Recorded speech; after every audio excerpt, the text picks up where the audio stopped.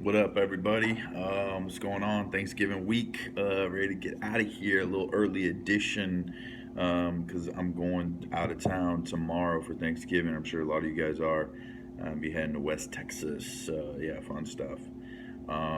So giving you an early edition, I guess, of this stuff. Usually comes out on Thursday, but doing a Wednesday early morning to get this knocked out. I got a bunch of things to do.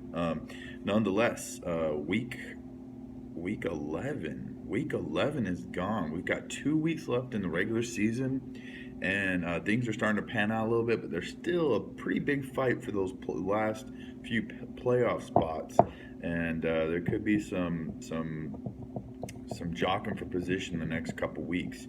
So let's hop into next last week, and then we'll talk about what's happening going forward. So into James and Cesar's matchup, pretty crap matchup here. Man, Cesar's team is just falling, crumbling apart. He looked so promising at the beginning of the season, but injuries have plagued this dude pretty big. Forte, Arian Foster, Alshon Jeffrey, all really hurt this dude's team.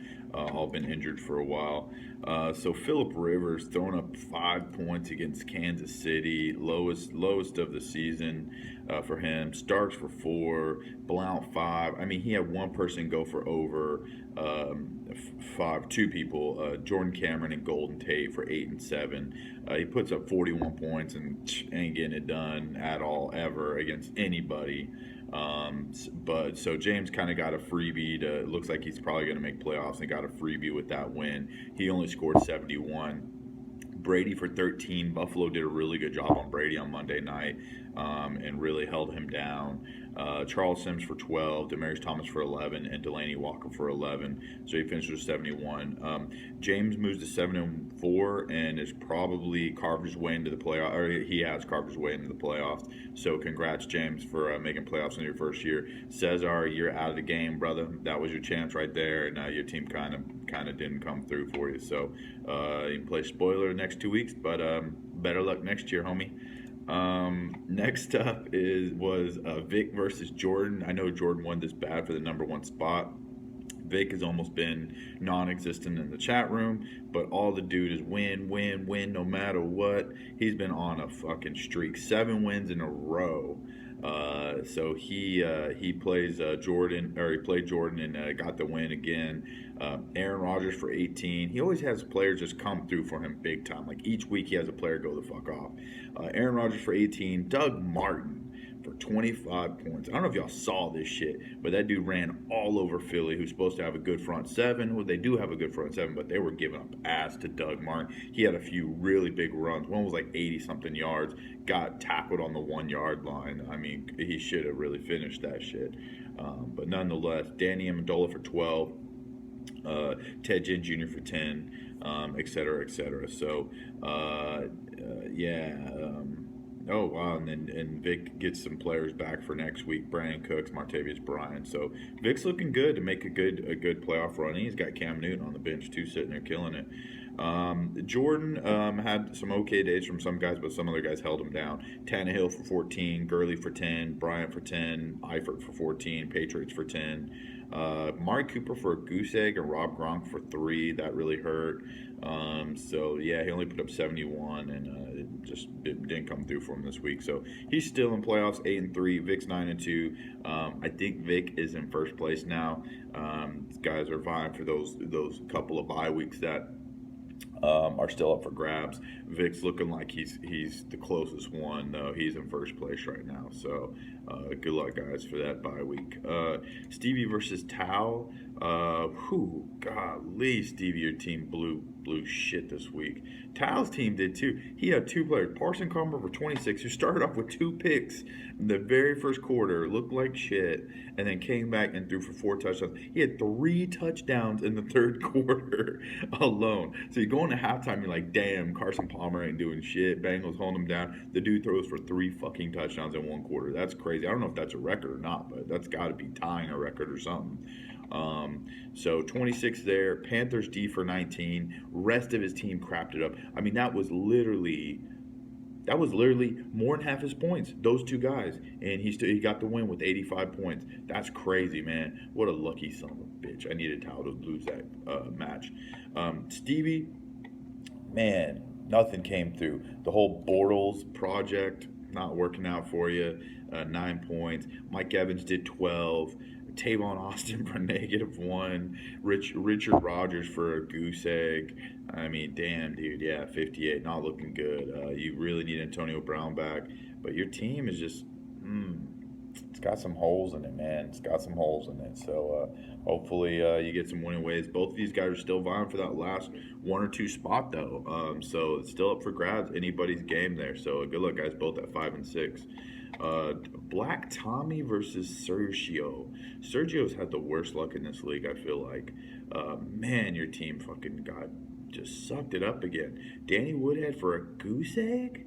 Is that even possible? Kansas City did work on the Chargers last week, though. They really did. Justin Forsett out for the year. Bye bye. Just traded Kevin for him, and he's gone. Holy crap, your bench got whooped up on too. Calvin Johnson for 8, -1 from Eagles. I mean, there's nothing really to see here. It's 51 points. Ain't shit. You didn't put up anything. Tommy kind of got given the win, but he did put up some okay points.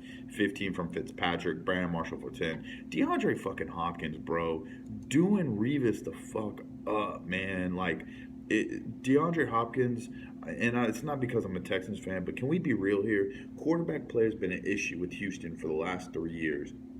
DeAndre Hopkins had 1,000 yards rookie year, 1,200 yards last year with rotating 3 different quarterbacks. Okay, mind you, and now this year the dude is always open. There's one guy to cover for the Texans.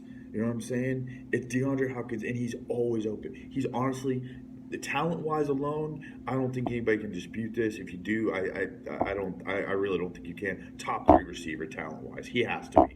He has to be. Screw fantasy for a while, even though he's a top 5 fantasy receiver. Real life, DeAndre Hopkins is a top 3 talent receiver, and going forward, he's got a very nice future ahead of him, man. That was a great pickup by the Texans. Sorry, I'll get off my Texans soapbox here, but we don't have much going for us except we did knock off the Jets, though. We knocked off the Bengals and the Jets back to back, so can't be hating with that with TJ Yates and Cecil Shorts making an appearance. He had like 3 or 4 pass attempts. He actually threw a touchdown too, so pretty crazy. Yeah, our receiver Cecil fucking Shorts to Alfred Blue, pretty crazy shit. Anyways, Tommy finishes with 86. His kicker second in points on his team for 16. So Tommy's still in the hunt at 5 and 6. Sergio is actually still in the hunt at 4 and 7, believe it or not. Although his team's not looking too strong to really make a push near the end. Then you got myself and White Tommy. This was really for me, my life, my slimmer of hope to get at one of those playoff spots. I mean, I have put up a lot of points, more points than most of the dudes in the league. I think I'm 3rd or 4th in points, and so that means, especially near the bottom, that means if I win out, those points are going to come into play, so I could sneak in a playoff spot, but I have to win out. If I lose any game, I'm done for sure. And even if I do win, some things have to happen. Certain people have to lose. So it's slim, but I'm fighting till the end. But my team finally showed the hell up. Really appreciate that from my team. Haven't been showing up lately. Tommy's team, oh my God, White Tommy, what the hell happened here? 21 from Chiefs D, and that's murder she wrote. 58 points, 21 came from his defense. Wow, that's a really bad showing from his team. My team, on the other hand, we had some top players. 22 from Dalton. Thank you, Dalton. Jonathan Stewart for 18. Really been showing up lately. I think he has averaging 1 touchdown in the last 4 games, and has 2 200-yard games, I think, in that span too, rushing. Darren McFadden for 15. Man, they're feeding the hell out of him. He's looking good. Julio Jones for 17. Rest of my team didn't do too much. Got a goose egg from Gates. Still put up 93, though.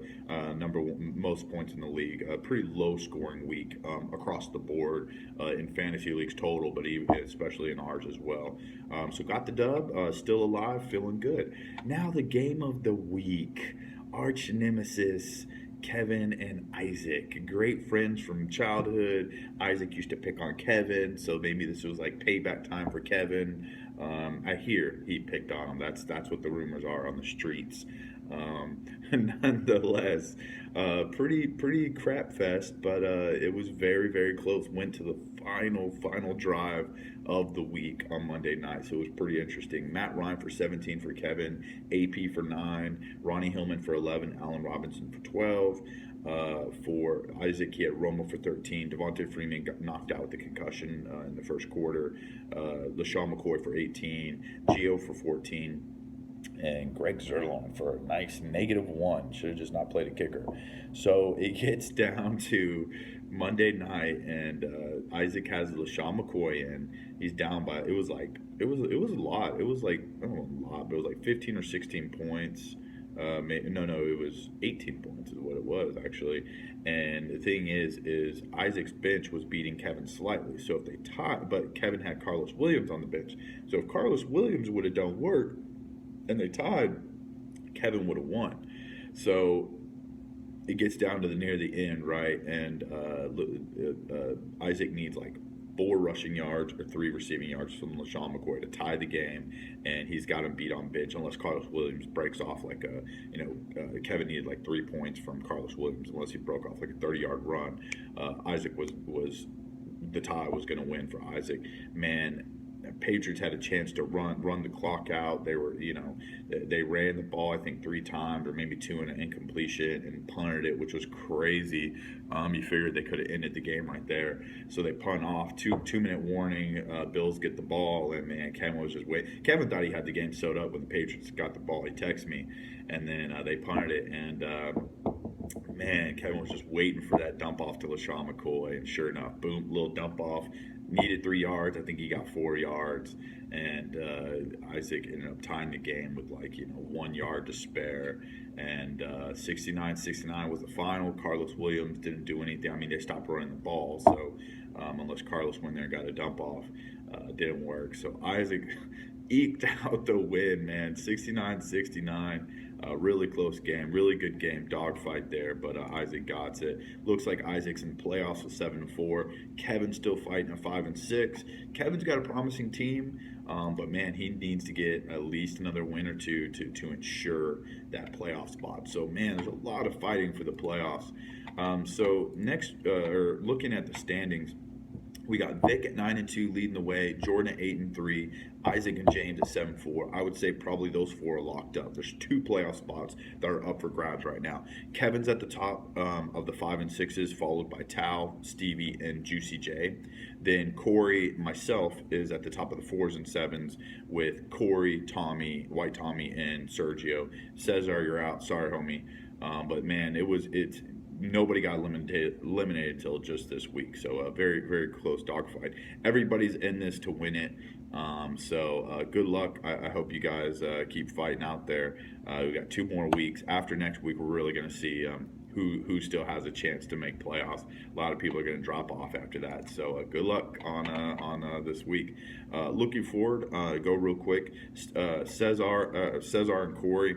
Cesar, your team sucks, bro.